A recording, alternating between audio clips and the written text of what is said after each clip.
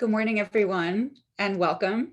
My name is Martha Snow, and I'm the program manager at the Urban Design Forum. We are delighted to be partnering with the Union Square Partnership today to launch the Union Square 14th Street Vision Plan. 3 weeks into the year, I'm sure many of you, like me, it feels like it's already been months. An insurrection in Washington, the continued grief, fear, and uncertainty brought on by the pandemic. It's easy to feel the weight of these times heavily. And yet, with the new federal administration, our first female vice president, and many more firsts on the horizon, we are in a moment of renewed optimism and hope as well. This past year has illuminated the ways in which our public spaces are vital to the survival of our neighborhoods. They've offered unique spaces of respite, safe connection, and democratic expression. For myself, I've spent so many joyful days in Union Square. I've met longtime friends, bought bread and veggies from the green market, had a moment for a deep breath amidst the bustling city on the benches amidst the trees. I've also shopped for loved ones at the holiday market and protested on the steps. In many ways, to me, Union Square feels like the heart and center of New York. And that makes it a place greatly worthy of great scrutiny, great ideas, and great investment. The vision plan being put forth today couldn't come at a better moment. I know personally I'm filled with joy as I look at the renderings of a Union Square to come and imagine the vibrant, thriving New York we all know and love. And so that's what we're here to do today, to learn about the plan, the deep thinking and the thoughtful process that went into it, and the possible paths forward to implementation. We'll begin today with a presentation from both the Union Square Partnership and from Marvel, after which we'll dig into the plan a bit more with a few members of the design team. We'll then be joined by a wonderful team of respondents who will share their thoughts and ideas for the plan's success, and then open the floor to your questions. Throughout the day, I encourage you to put questions into the Q&A box, and we'll do our best to answer them. So let's get started. I'm thrilled to welcome to the screen Jennifer Falk, Ed Janoff, Jonathan Marvel, and Ishita Gaur. Jennifer Falk is the Chief Executive Officer of the Union Square Partnership, where she has served for over 10 years and overseen projects such as the $20 million North End project. Ed Janoff is the Deputy Director and Chief of Staff of the Union Square Partnership, leading in park and streetscape planning and public-private partnership administration. Jonathan Marvel is the founding principal of Marvel with over 35 years of experience overseeing major urban design efforts in New York. And Ishita Gaur is an associate designer, urban designer, and planner at Marvel. And Ishita is also a former Forefront Fellow with us at the Urban Design Forum. So welcome all. We're excited to have you here today. And I will pass it over to you to share your vision for Union Square. Oh, good afternoon. Thank you so much, Martha. That was really touching. And we love Union Square as much as you do. So I want to thank the Urban Design Forum community for welcoming us here today. As Martha touched upon, this has been a really challenging year or more for many people. And while we have been very focused on addressing the current issues facing the Union Square 14th Street community, I, for one, am very happy to be here today to have this opportunity to have a forward-looking conversation with all of you about what we hope will be better times ahead. For those of you that don't know me, I'm Jennifer Falk, the Chief Executive of the Union Square Partnership. We are a public-private partnership, which means that we are a business improvement district that works at the intersection between government and the public, and we serve the Union Square 14th Street community in Manhattan. The core of our work is our clean and safe programs, and we also take on capital work from time to time. As Martha mentioned, our largest capital project to date was when we successfully completed the $20 million renovation of the north end of Union Square Park. It included a 15,000 square foot playground, a restored historic pavilion that now houses a seasonal restaurant, as well as 80 new trees, and really overall created this stunning new northern gateway to Union Square that we are very proud of. We couldn't be more excited to embark on our next effort, which will be completed, we hope, in phases over the next 20 years. There are an incredible number of people who are part of this effort. So if you'll just indulge me for a moment, I just would love to thank our board of directors led by Lynn Brown and William Abramson, the staff at the Union Square Partnership, Ed Janoff, Tali Cantor, Sage Ferdinand, and Darcy Sampson, the design team who you'll hear from today at Marvel, our consultants at Sam Schwartz Engineering, the teams at Constellation Collective and Thought Matter. And I am most thankful to our community. There were over 1,000 stakeholders, including residents, employees, businesses, property owners, who participated in our engagement process over a 2-year period at more than 24 events. You shared your invaluable insights and feedback, and for that, we are truly, truly grateful. Before I turn the program over to our partners at Marvel, I just want to clarify 2 things that have come up in the last week since we've had our media release. The first is I want to remind everybody that this vision plan is a living document. And by that, I mean that the engagement and the feedback part of the process is not over. I hope that many of you will join us at our community conversations in February and March to share more feedback, particularly if you are a resident living full-time in the Union Square-14th Street area. The second point I want to make is that I hope many of you know that headline writers are different from the people who write the actual news stories. And some of them included a phrase "car free" in their headlines when the publications went to print. I just want to reassure those people that live and work in the district that we're not looking for a car-free community. I like to call it a more public transportation, less speed, more safety plan. So if you're listening in today and you have any concerns about getting deliveries or retaining access to your building's garage, your ability to hail a cab, or retaining access to programs like Lyft or Access-a-Ride, please know we are not advocating to limit access to these programs in any way whatsoever. All right. It is now my pleasure to turn it over to my esteemed colleague, Jonathan Marvel at Marvel. They were an incredible partner during this process. So Jonathan, please take it away. Thank you, Jennifer, and thank you for Union Square Partnership and Urban Design Forum, and thank you for everybody on the team and all your hard work. I get to just have an introductory remark, but really it's Ishita will walk everybody through the process and the documents, the design in great detail, and then in the question and answer session, my partner Guido Hartray, who really led the project, and Tyler Silvestro, landscape architect in Marvel, will field the questions that you'll all have. Marvel is a fully integrated design, landscape, urban planning practice, and that kind of comprehensive vision is what we really threw ourselves into this amazing study and this opportunity to look at the challenges of the confluence of so many different energies and communities around Union Square was really a delight, and particularly in the past year where we've seen public space take on an incredible importance. The amplified need for open space is clearly evident. And over the past 2 years, we really studied an evolving set of issues. First, it was the L train shutdown, squeezing 14th Street. Then it was the retail and pedestrian focus that evolved on some of the problems, and then the protests and the pandemic. And so our focus has really shifted over time, and I think that the comprehensive plan demonstrates that. It's not done yet, so we look forward to really representing the needs of our society today. And so the panel launched some great questions at us. We look forward to this session very much, and I'll pass it over to Ed. Thank you, Jonathan. I'm actually going to give this to Jennifer to begin our presentation. Okay. Cool. Excellent. So Martha touched upon so many of the wonderful reasons why we all love and respect Union Square.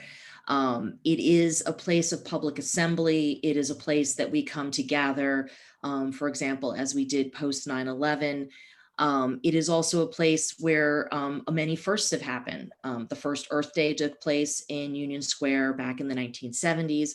And this spring, during the protests related to racial injustice, we saw the coming together of peoples from all backgrounds to express their support for Black Lives Matter, which we were very proud to be the host of. Um, I just want to, we are also the home of the largest and Union Square Green Market, and it is with us 4 days a week and is a vibrant part of what makes Union Square great. I mentioned earlier that the Union Square Partnership had completed the $20 million renovation of the north end of Union Square Park.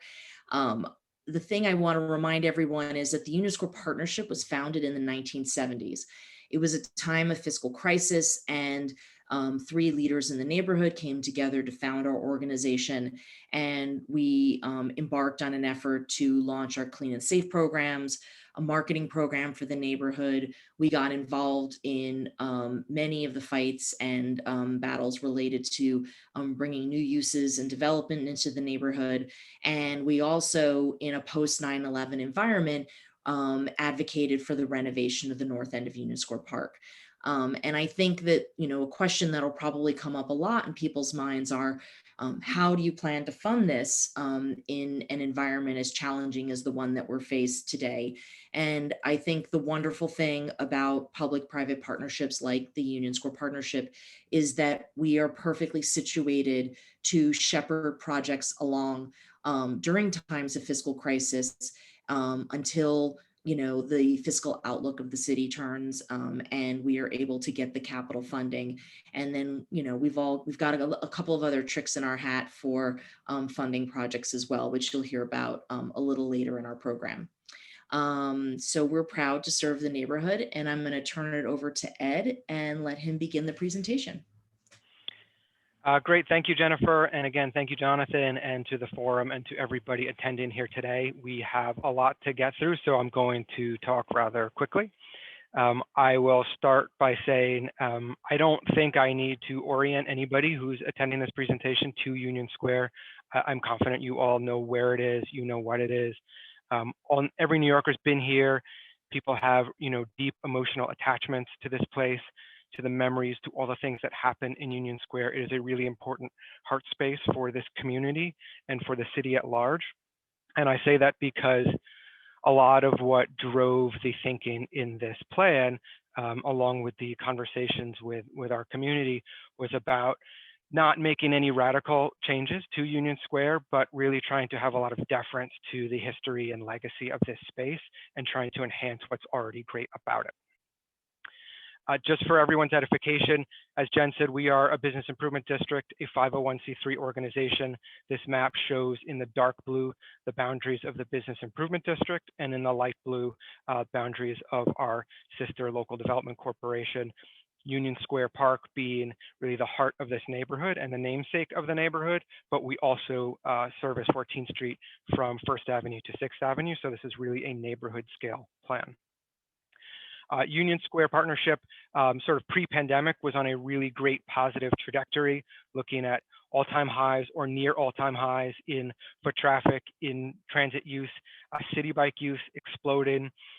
This neighborhood is really a true 24/7 mixed-use neighborhood. It's got this really kind of special mix of residents and visitors, residents who provide a baseline of foot traffic and rely on local services, and then you have this very large worker population. It's about 2-to-1 residents to workers, and then you have institutions like the university, the hospital, Con Edison, all of these layered activities.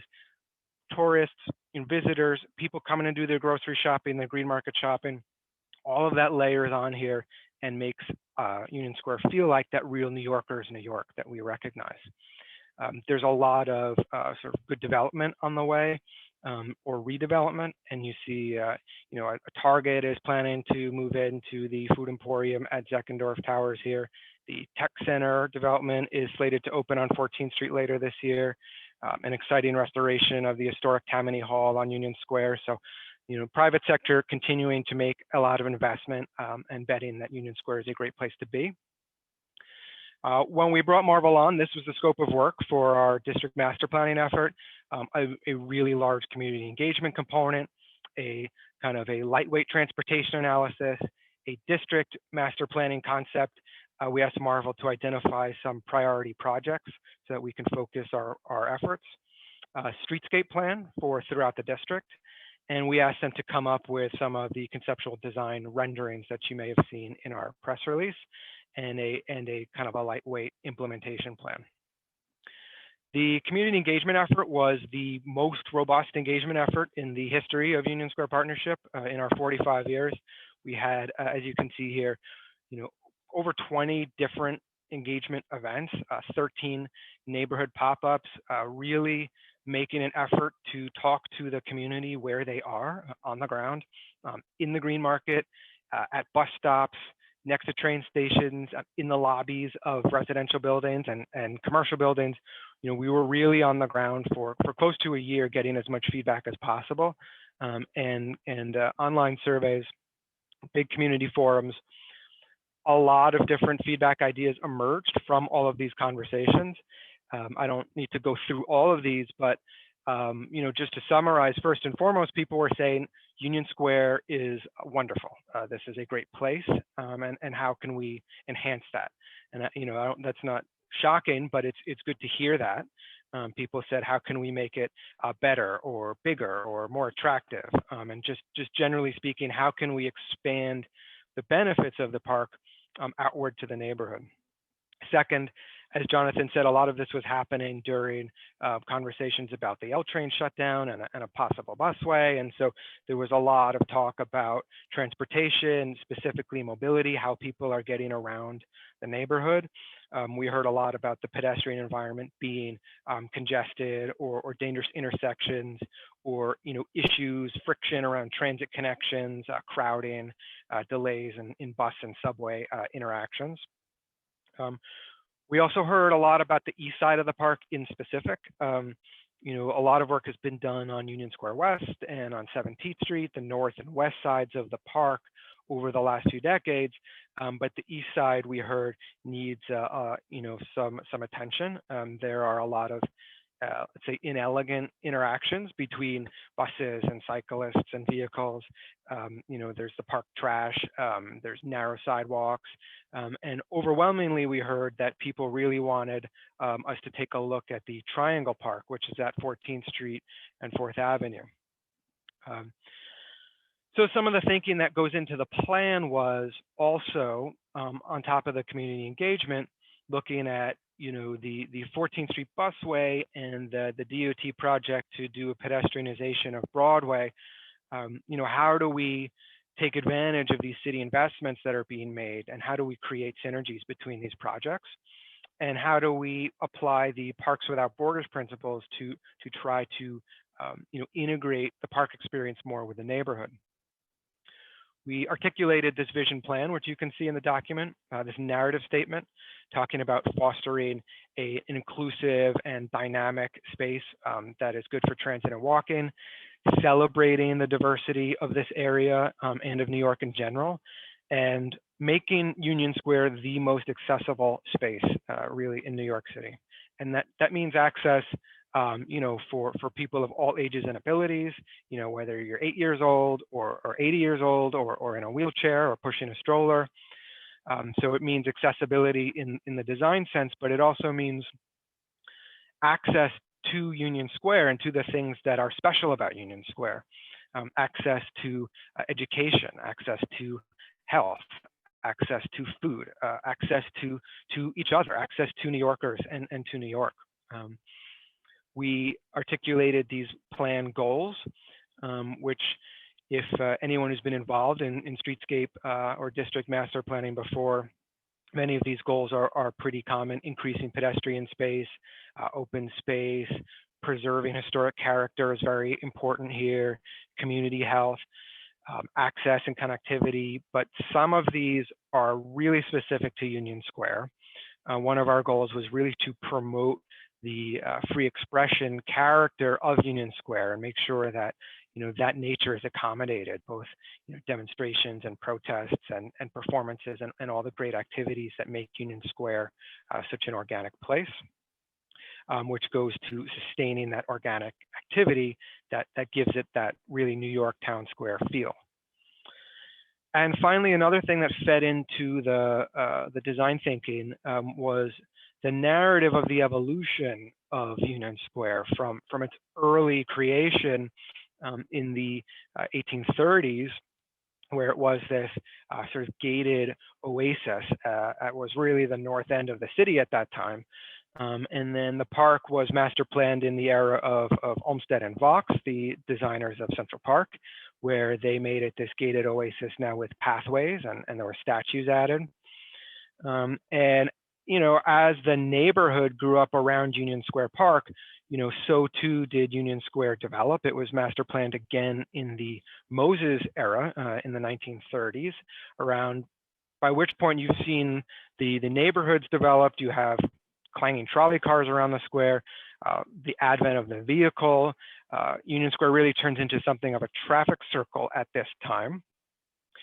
And it remains that way largely in terms of its design until you reach the 70s, where you have the green market becomes this really important use around the square. And that is one of the kind of main catalysts for the recovery and improvement of this neighborhood in the 70s and 80s. And that spurs another era of master planning in the 80s and 90s, which builds out a lot of the Union Square that we recognize today. The South Plaza steps were created when the subway station was elevated underneath, the building of the statue gardens around Gandhi, and the Triangle Park, and eventually the North Side and West Side reconstruction, which was the project that Union Square Partnership was involved in. And so, you know, we see this as a narrative of the park being sort of walled off from the city to expanding out to integrate into the neighborhood. So those are the really kind of the main thrusts that go into the thinking behind the design. It's that really important community feedback. It's how do we leverage the city investment that we've seen, and how do we continue this narrative evolution of Union Square. So these were the 5 projects that the proposal, that the visioning was divided into. You know, we asked Marvel to do this so that we could think about how this work could be tackled in a practical way. We weren't looking at doing all of the things that we're talking about all at once. We were trying to break it off into distinct pieces. So we're going to go through these. Ishta from Marvel is going to present the concepts. And we're going to start with Union Square West. And I hold this slide. You're going to see a bunch of before afters, and this is existing conditions on Union Square West. And what I think is kind of interesting about this slide is that from an urban design perspective, if you look from left to right, you see almost every different kind of standard paving treatment that's possible in New York City. There's a concrete sidewalk. There's this historic granite slab sidewalk. There's a cobblestone roadway that was put in the previous Parks Administration. There's a asphalt roadway that I believe is a bike lane that was sort of, improvised to go through it. You have, looks like a granite curb, asphalt square pavers, bluestone pavers, and finally asphalt hex pavers. And you have these big concrete blocks that are, used to protect the space from, from vehicles. You have these temporary planters. All of this is to say is there's been a lot of thinking and a lot of work done around Union Square over the last couple of decades. And a lot of it is temporary and incremental, and some of it is sort of improvised. And so 90% of this plan, I would say, is about just taking these temporary projects and building them out in permanent materials, attractive materials, so that all of these temporary projects relate in a coherent way, so that the entire room of Union Square feels like, one harmonious space. So with that, I'm going to give it to Ishta. Thank you so much, Ed. I think before I move on to the much awaited, after shot for this slide, I think I want to take a moment to talk about the major projects altogether. you'll notice that a lot of the recommendations for those 5 projects that we highlighted are elements you'll see throughout many of them. So there are things like elevating the roadway to the sidewalk level so that it creates a seamless connection and safer pedestrian crossings at strategic points.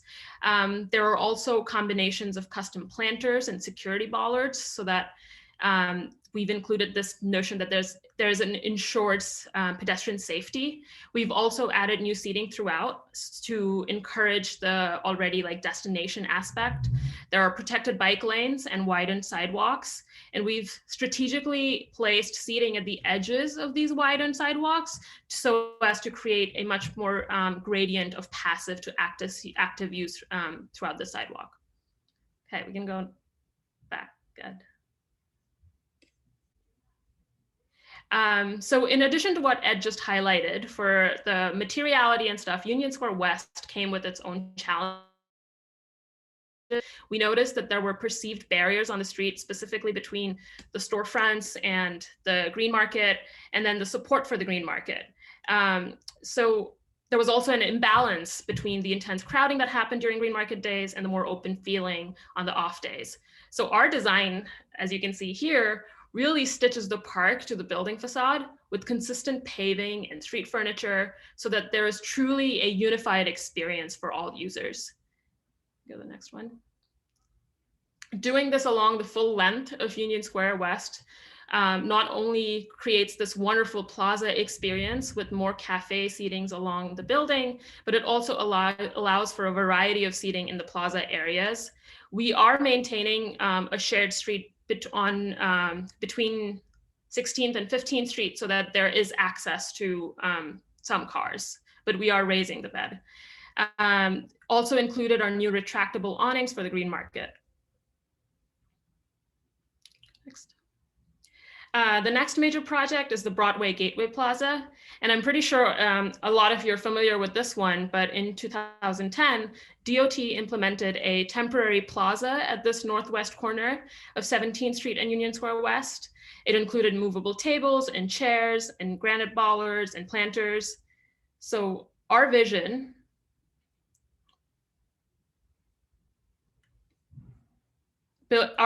builds on the success of this temporary plaza, such that it becomes a gateway to Union Square from the north, but also connects and works with the Broadway visioning to connect to the other pedestrianized stops along Broadway, up Broadway.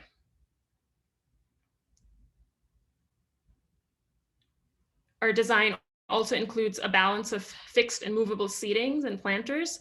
And we're also providing a space for public programming and art installations in this new Gateway Plaza.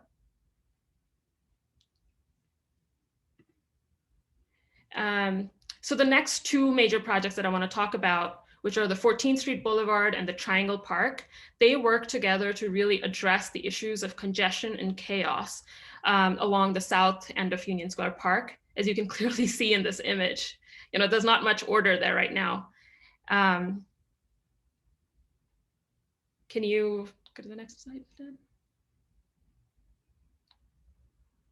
Can you imagine this wonderful new 14th Street that's much more organized, welcoming, just a better overall experience for all users?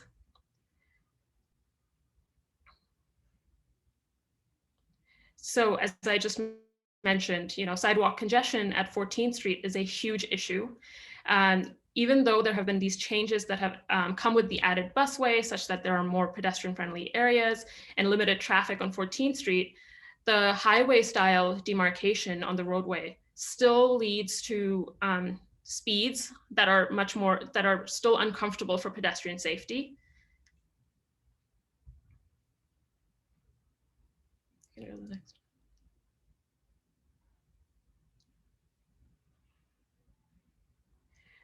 Our design extends Union Square's footprint outward to the building edges, so it feels like one continuous area.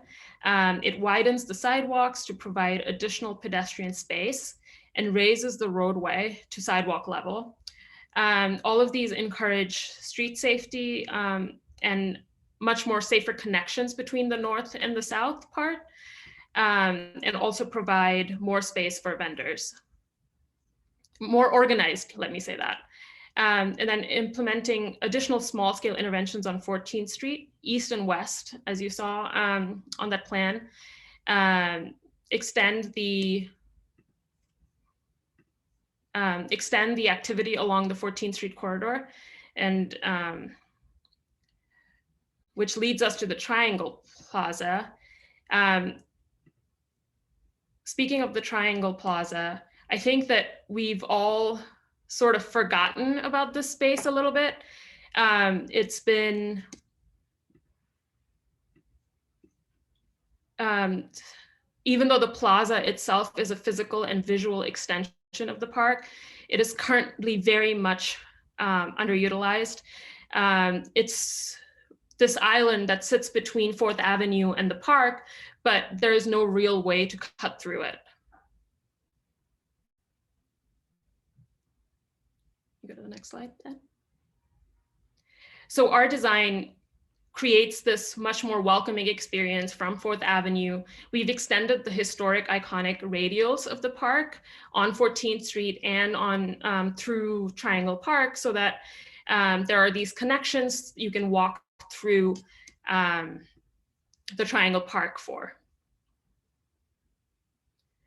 And then the Triangle Park will continue to serve as a location for public art display and also include smaller spaces for gathering, programming, and free expression. We think that it's an appendage of the park that doesn't have much familiarity currently, and extended the radials that I mentioned on 14th will allow that to be one unified design. The park itself hasn't been spoken to much in this plan. You'll notice that there aren't really any direct recommendations. But the Union Square Partnership continues to study different aspects of the park, including a potential master plan in the future that would address all major park features like lighting. So in addition to the major projects, we've also developed the Streetscape Toolkit, which would be a collection of design interventions and programs that the partnership can pilot and deploy right away for use throughout the entire neighborhood. We've designed these concepts to function as a kit of parts, and that can truly be individually or used together, and can be typically installed much faster. And as you can see here, one of the things we really looked into was street seating and general seating. And the park steps have served as a gathering space for all activity that we all as New Yorkers enjoy, people watching. So we've, thought about the different kinds of uses for street seating and included that. Especially in terms of parklets on 14th Street, which are these small green spaces created on sidewalks or in parking spaces to increase pedestrian space itself on 14th Street corridor.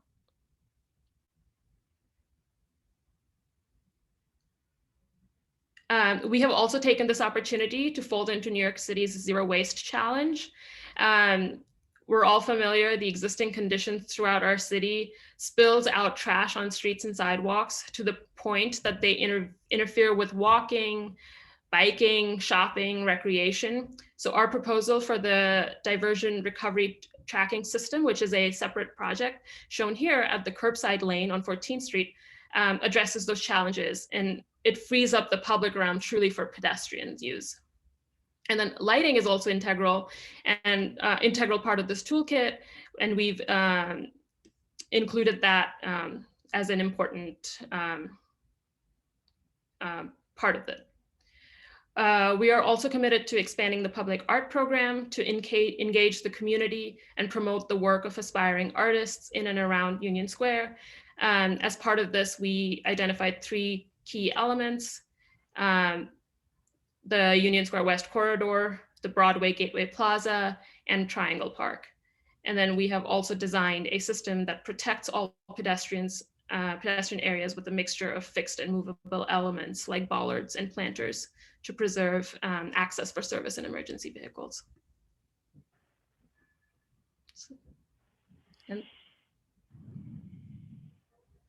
All right, thank you, Irsta, for presenting all of those design concepts. Jen tells me that there was a big fiber line cut for Verizon Fios in Brooklyn, and it's affecting the whole region. So I apologize for some of the awkwardness of the back and forth. I really want to get to our respondents and questions, so I'm going to rip through the next few slides just really quickly. We can always talk to them, but this is to say we have in the back of the plan a prioritization matrix to help us figure out which projects we want to do in what order based on what's most urgent and most affordable. The financing plan is sort of an all of the above strategy. We can leverage our own budget to move design. We could look at bond financing, borrowing money to do capital projects. We can look at philanthropic contributions. Union Square Partnership raised $8 of the $20 million for the last North Side reconstruction. And of course, government funding will be critical for many of the kind of infrastructure and subsurface elements. This is where we are right now. This is the rollout just of the vision, so just of the concepts, not of the execution of all the ideas in here. We are launching today. We're going to be doing a bunch of stakeholder update meetings, as Jen referenced. We're calling them community conversations, and you can go to our website to sign up to be put on the list based on the interest. We'll figure out how many meetings we need and what dates. So we're going to do these community conversations. We're going to go present to the community boards. There's a lot of opportunity here for feedback, for us to revise these concepts. And then this summer, we'll look at kind of these different temporary projects or activations that we can do to start to maybe demonstrate some of the benefits of this plan and have further engagement. So with that, I want to say thank you for being here today, for seeing these concepts presented. And now I want to turn it back over to Martha, I believe, to start us off on our dialogue. Awesome. Thank you, Jennifer. Thank you, Ed, Jonathan, Ishta, for that amazing overview. It's really inspiring to see the vision you have for Union Square, and we're excited to dig in a little bit more. I also want to welcome Guido Hartre and Tyler Silvestro to join us on the screen as well. And Ed, I think if you wouldn't mind unsharing your screen, then we'll be able to see everybody well. Awesome. So I wanted to start us off, and Jen, I'd love to start with you. You know, it's January of 2021. We're in the thick of a global pandemic, huge amount of change in the city. Why is this a timely moment for this plan? Wow, great question. You know, it's really fortuitous that we're in the moment that we're in right now. And it seems like we had this vision of expanding public space, the importance of our public parks, which are conversations that we're having over and over again in the middle of the pandemic. But the truth is, we started this conversation in the lead up with what was expected to be the shutdown, the 18-month shutdown for the L train. And at that time, all of our city agency partners, particularly our incredible partners at the Department of Transportation, were asking us, what do you want to see for permanent for the DOT plaza that's located between 17th and 18th Street? What do you want to see on Union Square West? Now, after the governor made the change and we no longer had the L train shut down, and then it morphed into the 14th Street busway, and that included all of that extra space for pedestrian use, what do you want to see there? And we really realized we needed to take a step back. And then, of course, there was those security bollards that nobody loves, and really take a hard look at the overall or overarching design for Union Square and really come up with a more comprehensive, cohesive plan that really gives the neighborhood, as Ed and others have said, enhances the identity, not changes it. Thanks, Jen. That's great to hear. So I'd love to, start to dig into the design thinking a little bit around the plan. And Guido, this is a question for you. Sometimes the greatest urban design lies in the decision to not touch something that's already working. I'm curious, where in Union Square did you, as a design team, decide not to intervene? So, really, we were, approaching Union Square was sort of a daunting thing to take on. I mean, we all love Union Square. There is so much there that is working so well that we, there were a lot of things that we didn't want to touch. And in fact, our design really, it really doesn't touch a lot of the existing features of the square. Really, what it does is extend some of those. Extends them across the streets, extends them onto the perimeter sidewalks, and really tries to get everything that is already working, tries to get all of that activity out, kind of sort of working building line to building line, and then kind of extend it out along 14th Street. If there's one space that was sort of hard, tempting to touch, but we ultimately held off from, it's probably the flat expanse of the North Plaza. It is, if you see it on a day that is not a green market day and it's winter, it can feel very empty, or it can feel empty at night, but then you kind of see it on a green market day or on a summer day. And so that's, although there are many different ways that you could intervene there, ultimately we felt at this point just a kind of, flat expanse of plaza was the most flexible thing that could accommodate all of the activities that it accommodates today. Thanks, Guido. Yeah, and as you mentioned, all the different activities that are happening in this space. And, for me, every time I go to Union Square, I'm struck just by the sheer number of people that are moving through on any given day. It's really pretty amazing. Jonathan, maybe I'll point this one to you. I'm curious, as you're thinking about the challenges of managing congestion and thinking about flow in this space, how did you design for that in mind, with that in mind? That gets to the science of what we do. So we'll give some trade secrets away.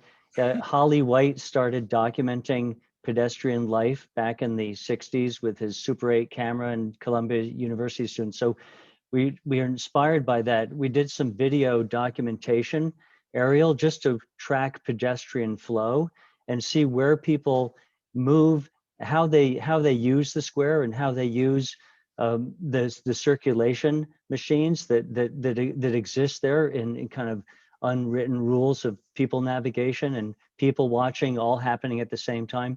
So I think what we discovered was that people really sought out eddies and pockets to pause, and so you can either make a beeline through Union Square. That was half the team, and then the other half was people really pausing in these places that were pedestrian friendly, and I think that understanding allowed us to explore really as Guido mentioned, the peripheral areas, not the heart of the square itself and the park, but really the periphery to really allow some placemaking and places of respite for people to stop and think and watch and sort of enjoy the incredible dynamic, energetic, vibrant life that exists in Union Square year round. Thanks, Jonathan. That's amazing to hear, and I see so much of that in the plan too. So as we're thinking about flow, both of people, but also the big one is traffic. Thinking about traffic congestion and flow for that as well. I know we're getting lots of great questions about traffic in the Q&A, and so I thought I'd share one I have is thinking about Union Square East and the Triangle Plaza area. I know in the plan there's significant changes around the current traffic flow there.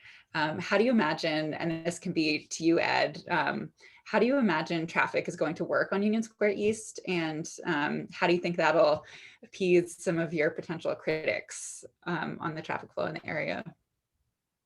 I like how I get the traffic question. And I also like how you immediately zone in on our greatest critics being traffic related. Maybe that shouldn't be a surprise. You know what? Let me see if I can go back to the presentation actually, because maybe that will help kind of as a visual aid. Yeah, you mentioned Union Square East, right? So in the presentation, it was maybe a little subtle in the renderings, but what Isha was pointing out is the concept is to join this triangle park here, which is currently sort of a kind of a glorified traffic island, join it to the park, effectively sort of doubling the space of the South Plaza. And that is showing, not having traffic on Union Square East. Now, something that's important to point out, this is conceptual. We do not have a detailed network analysis to work with here. So it's hard to say if this is, if this would work. It would require further engineering study. This is really an exercise in imagining possibilities. Would this Union Square Park be better with more space here, with with more room for circulation and for the green market, and with the triangle connected to the park? But I think a lot of the people who come to Union Square and use Union Square are people who are visitors to Union Square, but we are an organization that represents the property owners, the businesses, and the residents of the square, whose needs maybe will be more related to not moving through the square, but circulation in and around the neighborhood. So there's a lot of ways that this could work. And like I said, it's going to require further study. And that's a study that we probably wouldn't even begin until after congestion pricing is implemented, if that's moving forward, which, with the change in administration at the national level, I think it probably is more likely to move forward. And so, if this is a part of the plan that you love and want to see happen tomorrow, the bad news is it's not happening tomorrow. And, it would require a lot of analysis and conversation to see the degree to which it's truly feasible. And if this is something you hate and don't want to see this, just know that we are going to be having a lot more detailed conversations and analysis to talk about the various, the needs for circulation. I mean, you have, besides all the businesses here, you got residential buildings within a block of the park that are over 500 residents with parking garages that feed onto this. And so there's just a real need to make sure that the network circulation works. And I should show you, I think I have this here. We even, yeah, I do. We even have this is the rendering, the overhead rendering. We even have a version here that works in the possibility of Union Square East southbound remaining open with maybe a lower volume, a lower speed kind of street that would be sort of a shared environment. So there's a lot of possibilities to talk through. As Jen said, we see this as the kind of the launching point for these kinds of conversations. Thanks, Ed, and thanks for the visuals too. It's really helpful to see your plan and understand kind of some of the flexible options that you're thinking about. Thinking a little bit now about the relationship between cars and people and safety. Over the last 20 years or so, we've really seen the rise of the use of defensive architecture in public spaces. Tyler, maybe you want to take a stab at this one. How did you think about balancing the need for providing safety to the users of the space while also making it feel welcoming? I think it's most telling in the slide that was showing the evolution of the park. What you see there is a reduction in streetscape and kind of an amassing of public space. I think, defensive architecture can be thought of as harsh or detrimental to the environment, but what we've done at Marvel in the past and what we're trying to do here is to create those types of security measures that are welcoming and that kind of have a double program to them. They could be seats, it could be some other kind of haptic component. Union Square Park is full of rich texture and beautiful stone, and those are elements that we want to reuse and repurpose. And so in the design of potentially bollards or planters or benches, these are things that we've thought through immensely throughout the process and thinking about how to make those pieces of architecture not feel so defensive and feel welcoming. But I'll also say that Union Square Park, unlike new public spaces, have just, a series of thresholds. They have street vendors, they have elevation changes, stone steps, you name it, green market, holiday market, street trees. Every direction that you come from to get to Union Square Park is a threshold. And you'd be hard pressed to find something and to design something that feels defensive when you're also passing through chess matches, street vendors, and just the throngs of people who are coming and going throughout the day. So you know, in a way, I think we're trying to embrace the fact that there's this radial acceptance of people coming from every direction.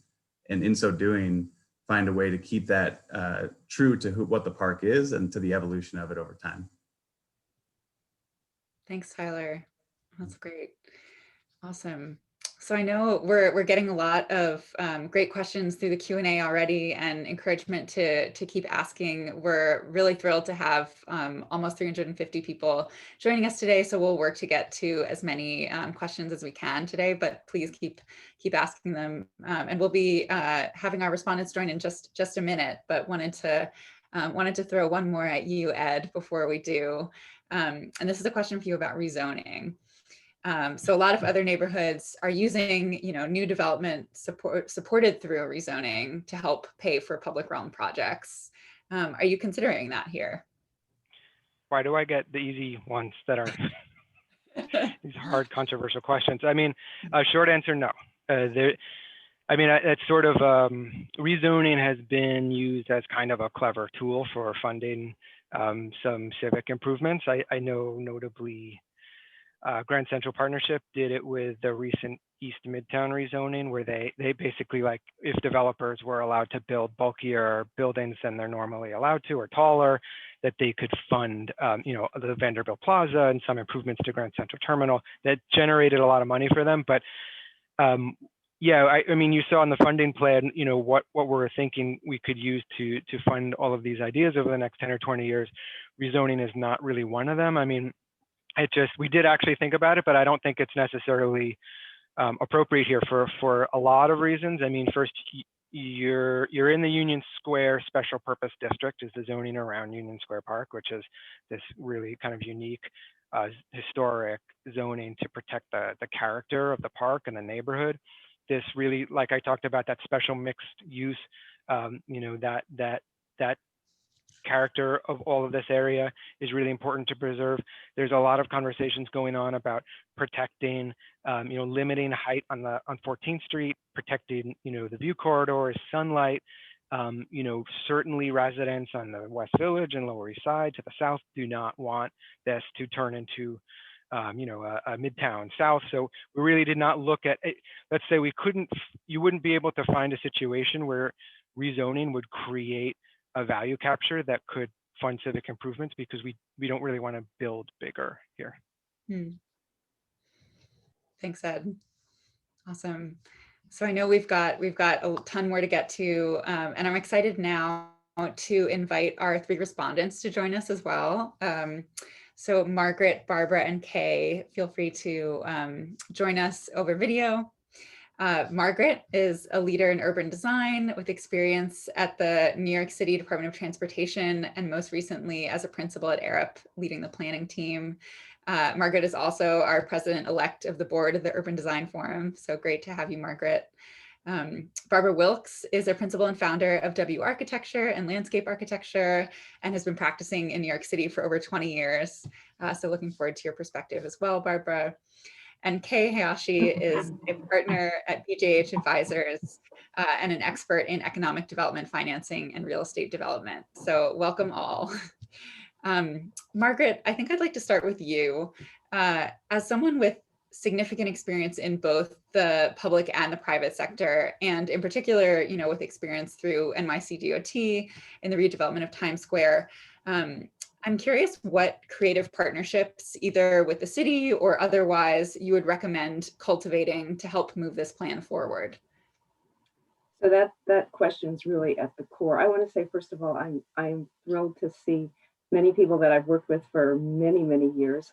Ed and I worked together. I did the math a few minutes ago, 14 years ago, at New York City DOT to launch the Street Design Manual, which Ed gave you a very detailed breakdown of all those materials that are in Union Square West. And also the Broadway Gateway, which was something that we implemented during that time. So it's so exciting to see the development of this.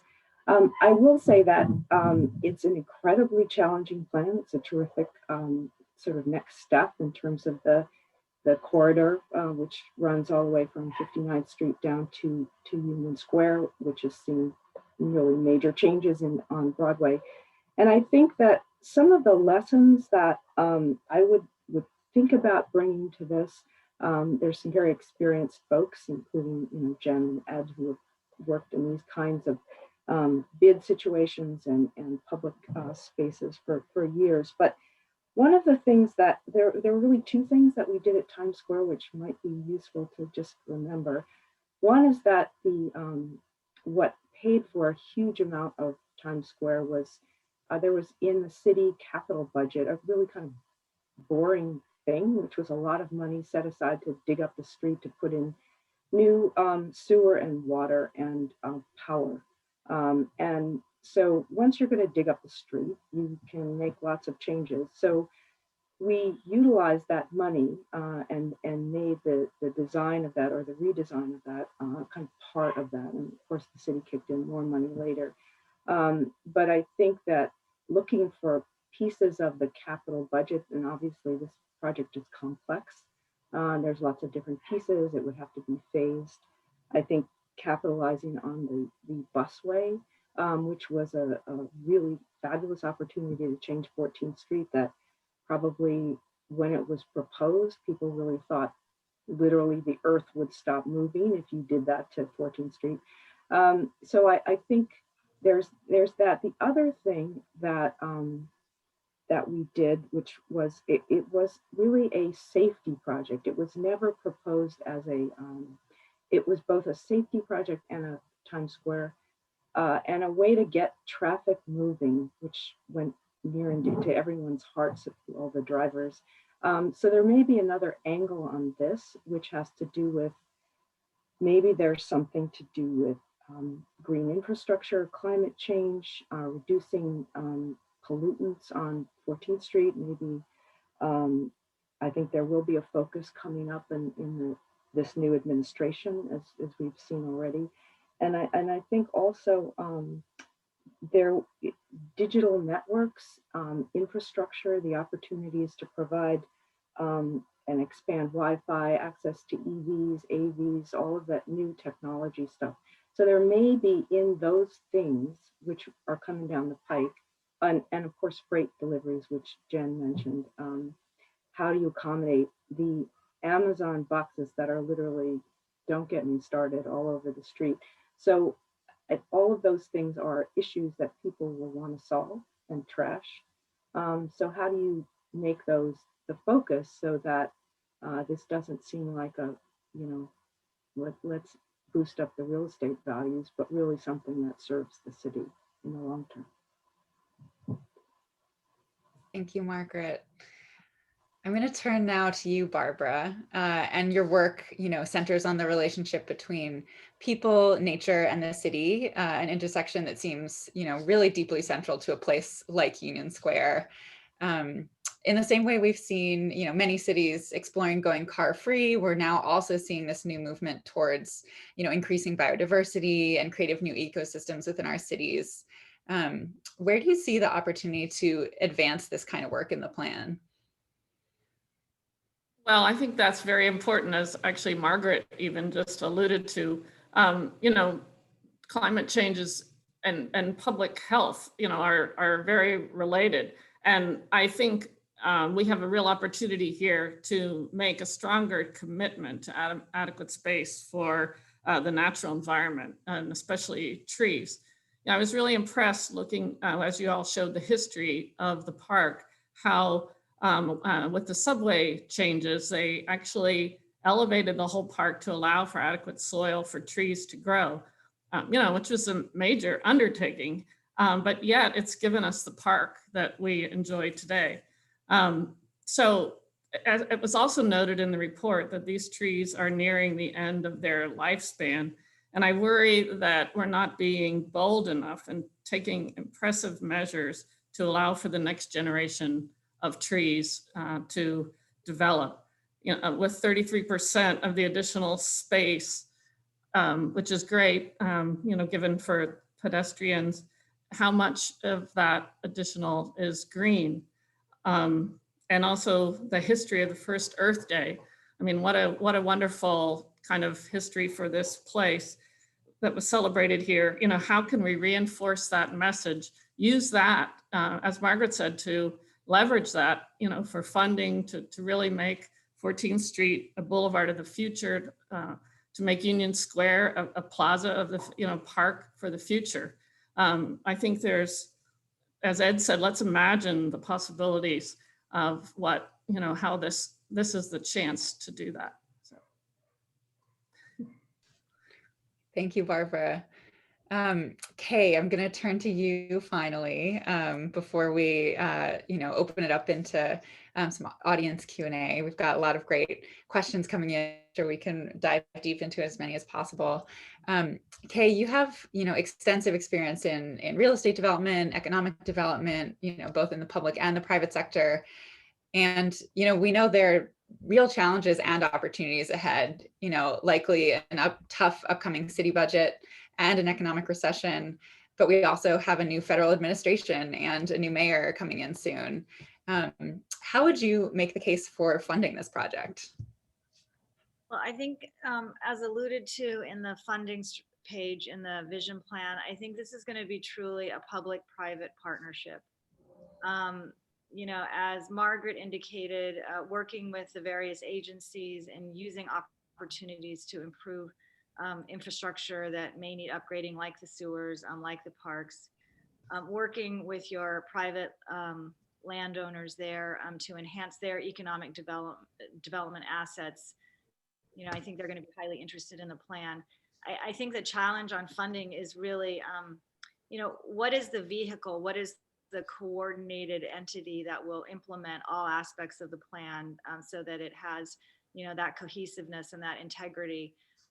It wasn't sort of totally fleshed out, and that's not by fault of the plan because of the nature of its level, but there was mention of the special zoning district, and it may be that some financing tools will be embedded in that, and that is sort of a unifying and sort of becomes a very strong implementation document for the plan. In addition, the bid itself and through the leadership of Jen, that's going to be really critical, I think, in bringing all the parties together for this public-private partnership. But that's clearly the answer. Thanks, Kei. Great. It was great to hear from the three of you. And Ed, curious if you have any thoughts in reaction before we move into audience questions. Sure. I was writing down what some of these speakers said, and so thank you, Margaret and Barbara and Kei, for joining us. It's nice to have these sort of luminaries in the field react to the plan in real time. And that was an excellent point, Margaret, about thinking about the different, I think, the different angles on the plan, really the different benefits of the plan. And when it comes to the traffic concept for Union Square East, it wasn't just an idea that just popped into somebody's head, like, what if we did this? This would be fun. It was very much driven by some of the goals and strategies in the plan, and safety is actually a big one. The intersection of Broadway and 14th Street is by far the most dangerous on the 14th Street corridor. Even with the implementation of the busway, it continues to be a crash and injury hotspot. So that's part of what drove the kind of look at, is there an intervention that we should be doing here? Also, Barbara, you mentioned trees. I did want to point out that, the streetscape plan that Marvel came up with included a lot of those planters. And those planters open up a lot of possibilities. There could be more of them. They could be stormwater capturing. We could direct stormwater into them. And in the renderings, they were shown mainly as gardens, but they could all be trees. The reason for that was, we didn't want to obscure the kind of the concepts, the public space architecture, but there is an enormous possibility for tree planting just in what's conceived. And then I think we'll all take your point that there's more opportunity for greening in the future. And also I'd point out that we did note in the vision plan that many of the trees in Union Square are in the 75 to 150-year-old range and starting to reach the end of their useful life. And that is something we've noted. We've already contracted with an arborist to develop a succession plan for those trees. We believe, along with the Parks Department, you never remove a healthy tree for any reason, and they will all be protected in this plan. But it's just, we know that we have these elms in particular that have this sort of ungraceful way of kind of slowly dying in place and falling apart, basically. And so we're really thinking, trying to think proactively, how do we preserve these trees as long as possible? And when they do eventually fail, what are we going to replace them with, so we're not caught off guard, not knowing what to plant or when to plant it? So that's something we really want to be strategic about. Awesome. Thanks, Ed, and thanks again, everybody. It's really great to think both about all the amazing elements of this plan and the ways it could get done. We're going to start moving into some questions from the audience, and we've had over 100 questions submitted so far, so we'll do our best to get to at least a few. I wanted to start. We've had a couple questions about bikes and thinking about both bike parking and also balancing bike traffic and pedestrians. This one in particular is from Timur Galen, who's actually on our Urban Design Forum board. So thank you, Timur, for your question. His question is, can you please speak about how you are designing for the management of pedestrian safety in relation to increasing intensity of cyclists? I write as a cyclist who traverses the district at least twice a day. So design team or Ed, I'm curious how you're thinking about bike traffic and also bike parking in this plan. I'd like to lead on that and then let anybody else chime in. I think that there was certainly, Sam Schwartz Engineering was our transportation consultant on this. There's some back matter in the appendix of the document talking about what are the things that they looked at. Cycling in and around Union Square was something that was carefully considered, mainly around how to make some of the interactions between bicycles and pedestrians and bicycles and vehicles a little smoother. There's some awkward crisscrossing around, Broadway and 17th, around Union Square East. Union Square in general is pretty well served by bicycling infrastructure, especially with the implementation of the, crosstown protected lanes on 12th and 13th, which allow that kind of east-west access. And then you've got local lanes on 15th and 16th. And then you've got, the Broadway corridor coming in. And then, when you go out, you've now got 5th Avenue, providing lanes to the south, 6th Avenue, 1st and 2nd. So it's doing pretty well in terms of getting here. And so most of the design was what do you do on a bike when you get here? And so if you saw in the rendering, Union Square West was proposing a local access bike lane, connecting down to University, imagining kind of slow speed mixed with pedestrians. And then we were also looking at better articulating the interaction between the bike lane on 17th Street and Union Square East and how that hooks into the Broadway and Lafayette systems. And then, the question of would bikes continue to be, or would they in the future be on 14th Street, really an open question, and something as part of that kind of future transportation analysis we would look into exploring. Thanks so much, Ed. That's great. We're thinking about transportation a little bit, and I also we've been getting a lot of great questions thinking about the MTA and possible collaboration with the MTA. Some of the questions are, thinking about some of the improvements, including wider entrances and escalators and elevators to these stations. But really, I think the core question is, will you work with the MTA to fit their needed improvements to their stations in with the long-term vision for Union Square? Jennifer, you want to enjoy that question? Sure. Let's say that, an article was released in the City today talking about how this plan would engage with the MTA. So first off, really important part of the plan that I'm not sure if anybody caught it, but we are proposing installing an expanded subway entrance on Union Square West at 16th Street. So that's kind of the northwest corner of the kind of subway system underground, and that's where you kind of pop up in the middle of the Green Market. The expansion of public space on Union Square West would allow the creation of an elevator and escalator station there, which is really important. As I said, big focus of this plan is about accessibility for people of all ages and abilities. And so, the Union Square station, it's only got the one elevator and escalator, which are all the way on the opposite end of the station, the southeast corner at 14th Street and 4th Avenue. And so not only would that provide redundancy, but it would provide an easier way to get out. Those are about almost a quarter mile apart, the northwest and southeast parts of the station. So we really feel like the station needs accessibility upgrades, but that article in The City that I referenced talks about how complicated the challenges are, not just to getting down to the concourse level, but then getting down to the platform level. And particularly the 456 train, which is a historic, it's basically like an antique train line there, has these really complicated curves and narrow platforms, and it's very complicated. So the simple, like the party line would be, we look forward to working with our partners in city government, with which we've enjoyed an excellent working relationship over the decades of the partnership's history.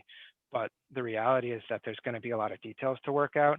But we think that this work, which would involve reconstructing these streets, presents a really opportune moment to coordinate with the MTA on, maybe their wish list for how to make that station work better. Thanks, Ed. Martha, could I jump the line here for the transportation question? Yeah, go ahead. I'm just curious with the the proposal for Union Square East, which I think you mentioned, Ed, earlier, that people felt that was the kind of neglected piece of this, as Union Square has developed over the years, which I think is true. Is there any plan to test any of this sort of short-term?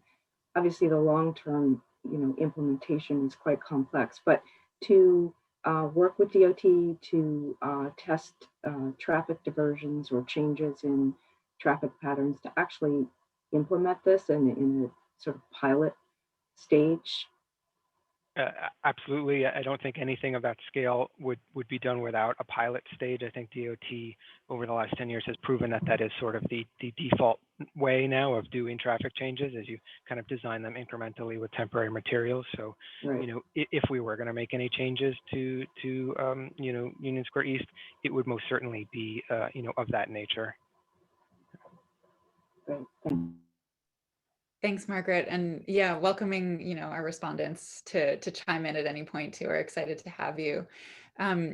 We have a question from Lance J. Brown, which I think connects really nicely to thinking about the MTA. And his question is, did you consider some vertical connections that would bring the subway environment, into the light, meaning some strategic skylights bringing daylight and visual access between the two levels?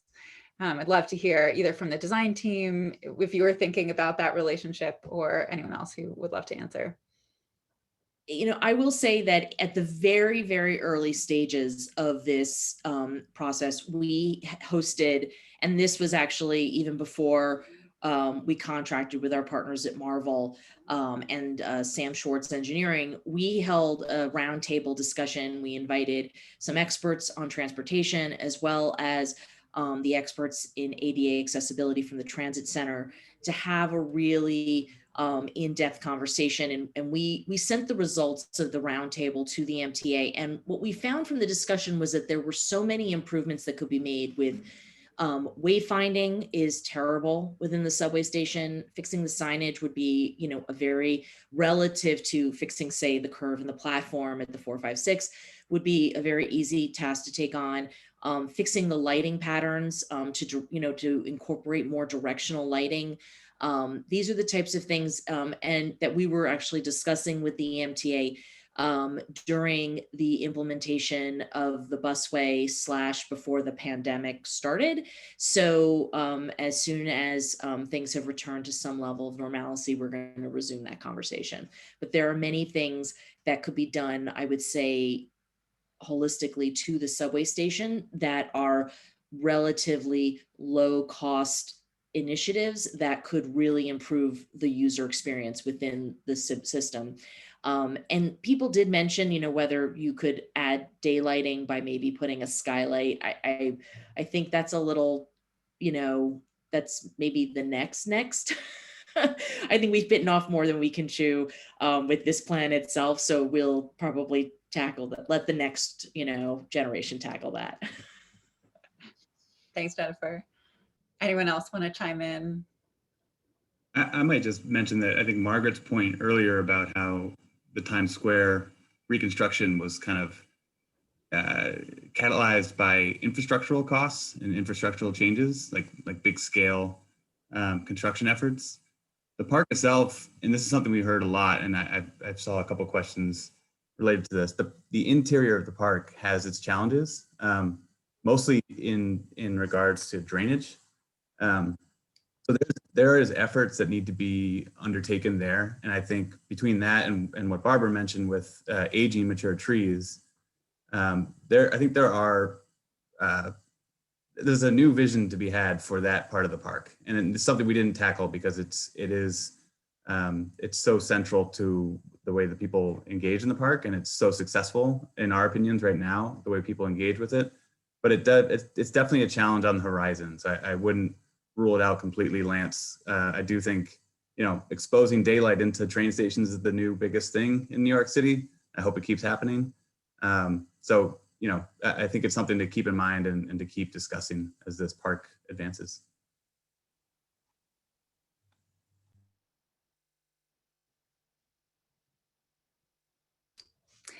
I want to move now to another question from the audience about small businesses and supporting local small businesses. This is a question from Monica.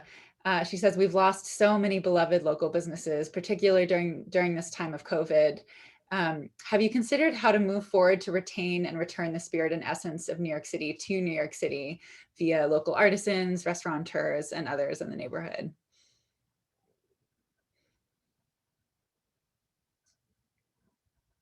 And I can pass that to you, Ed, first, if you'd love to touch on it, or others. Sure. I'd love to, Jen, if you want to give your thoughts, but I'll start by saying, so a lot of the renderings and the major projects were focused around Union Square, but you realize that part of the vision is that entire corridor of 14th Street from 1st Avenue to 6th Avenue, in addition to all of those side streets in our service area. So the streetscape plan is about going all throughout the neighborhood, looking at like some of those micro park designs, so parklets that the bid could install and maintain that could increase seating and increase greenery throughout the neighborhood.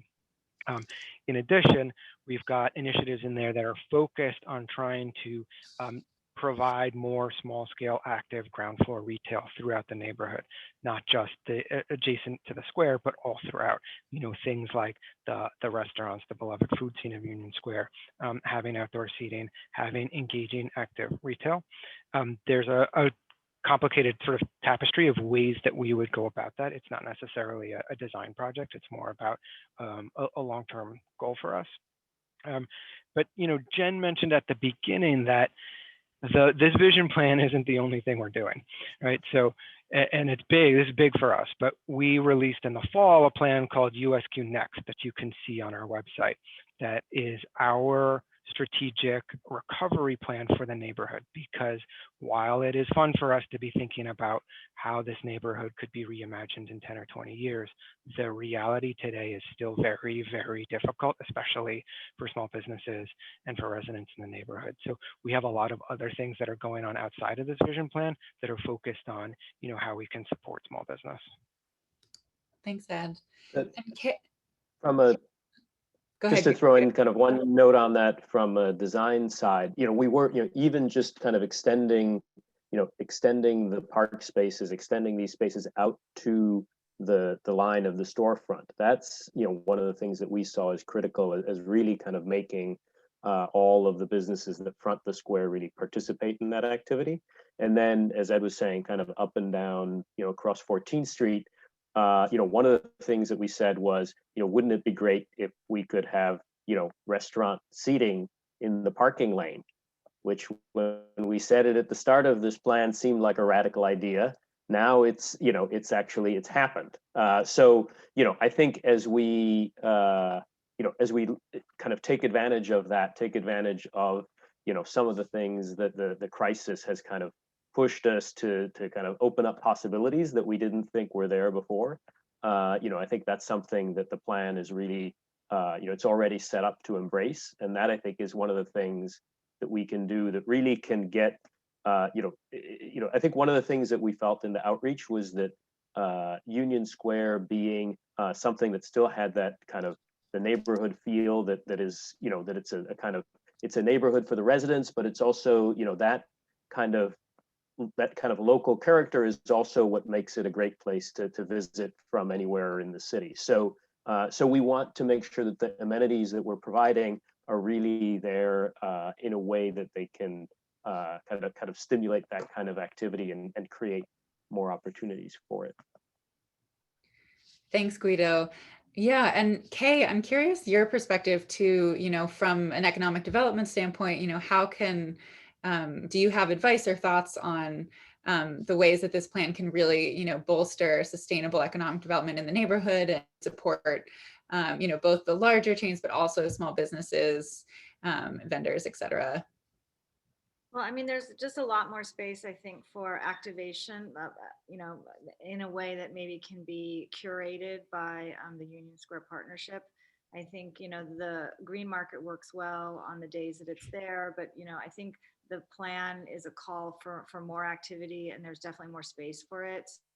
So, having space set aside for small and local businesses, and maybe even making it easier for them by having pre-designed stalls, much like,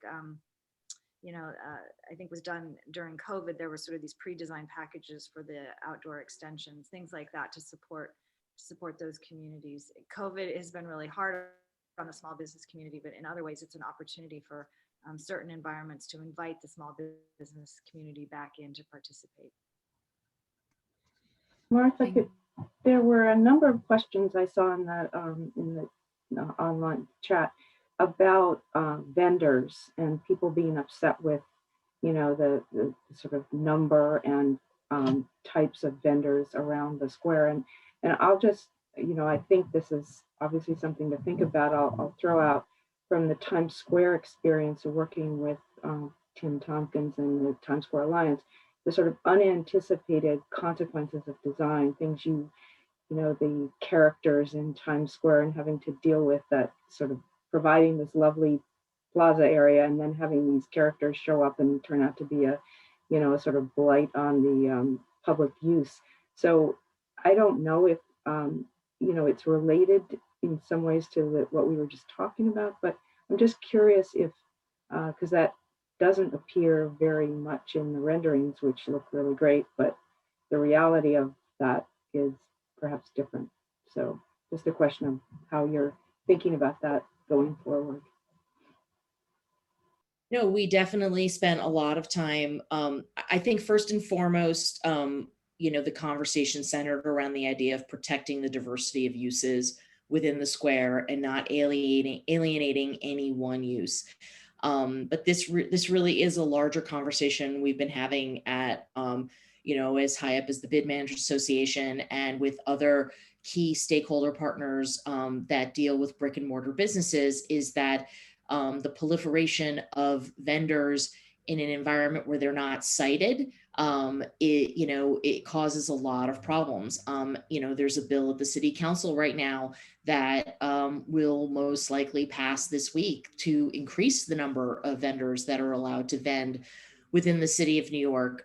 So I think as our plans evolve, what I would say broadly is that we need to think very strategically that we don't have an unintended consequence. Vendors are a rich part of the New York City fabric. They are, we all, have favorite stories about our favorite vendors. It's when there are too many of them in one concentrated space that it becomes a problem. So we'll definitely be thinking through those issues before we move forward in order to mitigate those consequences. And I'd also point out, as Jen said, we were trying to honor the rich tapestry of layered activities that happen in Union Square today. You asked a question earlier that Marvel answered about, defensive architecture, and there really isn't defensive architecture here, where we're trying to, block a use or a user. There maybe aren't vendors in the renderings, but the renderings don't have like a lot of the day-to-day operational uses of the space, just again, so you can see the design. Like there's always going to be like police cars parked around there because the transit headquarters is in there. And so any picture of Union Square always has like a police car, like up on the sidewalk or something. We didn't design those in. We also didn't design those out. We were kind of agnostic on the operational uses of the area. And given the timeline that we're talking about to, move forward with these designs, Union Square was Union Square West at the corner at 14th Street was a place where there was a major problem of too many vendors, a little over a decade ago. And the city came up with an idea to put in these little medallions that are actually in the pavement there that you can see, where the art vendors are specifically cited. It's one of the only places in New York City where the vendors have a proactive citing program. And I think it's a successful example of that. Although, things have, as Jen said, kind of proliferated, and that the regulatory environment is starting to become a bit of a gray area. But I think that there are models here for how we can successfully manage that. Thanks, Ed.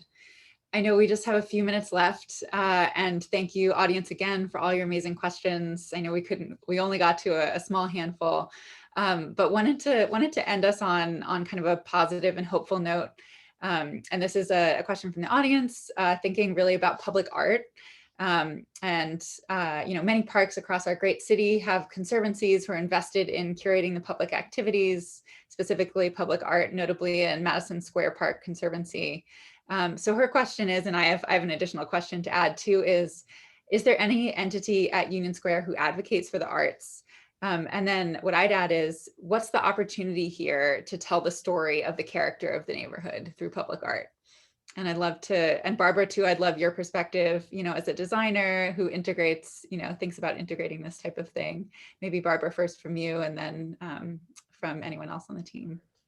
Well, I'll give Barbara a moment to think, and I'll tackle the first half of that question. So Union Square, so the simple answer is the Union Square Partnership serves as the role in partnership with the Parks Department and DOT's art program to program the spaces. And historically, we've always had two locations that we've primarily programmed public art.